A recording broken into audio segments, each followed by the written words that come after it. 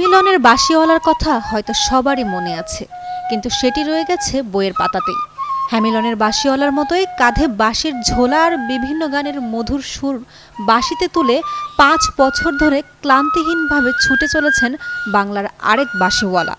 বাঁশিতে মধুর সুর তুলে দেশের বিভিন্ন জেলার পথে প্রান্তরে তার অবিরাম পদচারণা।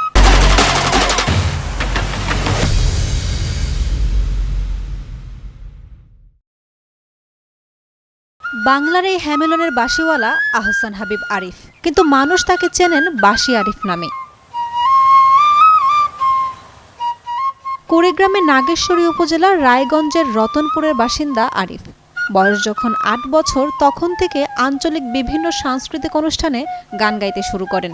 ছোট থেকেই গানের প্রতি আকৃষ্ট ছিলেন। গান করতে করতে বাঁশির সুরের প্রতি মুগ্ধ হয়ে যান।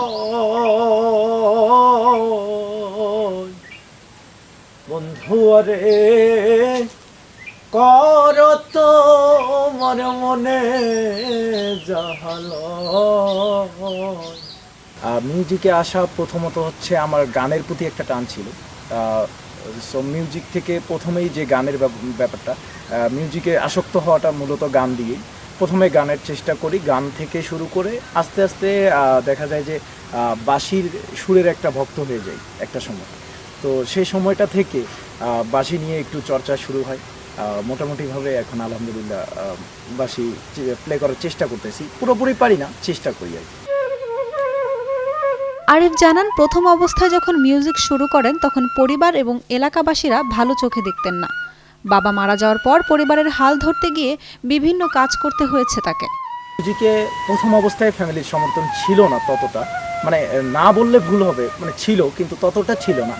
কিন্তু এখন পুরোপুরি সমর্থনটাই পাই, মানে তাদের থেকে আমি পাই আর কি। শুরুর দিকে এলাকাবাসী হাসি তামাশা করলেও এখন তারা আরিফকে নিয়ে গর্ব করেন। আরিফ যখন বাঁশি বাজায় সেটা শুনে প্রাণ ভরে যায় দর্শক শ্রোতাদের।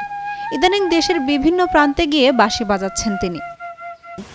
প্রথম অবস্থায় আমি যখন মিউজিক করি, মানে যখন গান গাইতাম, তখন বলতো যে আসলে এসব কি করতেছে, হ্যান ত্যান, এগুলো বাজে কিছু, মানে প্রচুর লেভেলের একটা, মানে যদি দেখা যায় আমি সবার নিকৃষ্ট স্থানে রাখতো আর কি মানুষ। তো এখন যদি দেখা যায় এখন সবাই উপরে রাখতেছে, কারণ এখন দেখা যায় যে একটা পজিশনে আছি অথবা ভালো ভালো জায়গায় পারফর্ম করতেছি। তো এটা যখন এলাকাবাসী দেখে তখন অবশ্যই তারা একটু গর্ব করে যে আমাদের এলাকার একটা সন্তান স্টেজে পারফর্ম করতেছে, এরকম কিছু আর কি। তা আগের থেকে অনেক ডিফারেন্ট কিছু, আগে খারাপ ভাবতো এখন ভালো হবে, এটাই আর কি। প্রতিদিন কাঁধে ঝোলাভর্তি বাঁশি নিয়ে বেরিয়ে পড়েন আরিফ। এক এক দিন এক এক গন্তব্যে। কাঁধে ঝোলানো ব্যাগে থাকে নানান রকম বাঁশি। বাঁশি নিয়ে বাকি জীবন কাটাবেন বলে পণ করেছেন বাঁশি আরিফ। এ যেন ডাকাতিয়া বাঁশি। সোহেল রানা স্বপ্নর পাঠানো তথ্যচিত্রে ডেস্ক রিপোর্ট। উর্মি আক্তার সোমা, কালের কণ্ঠ।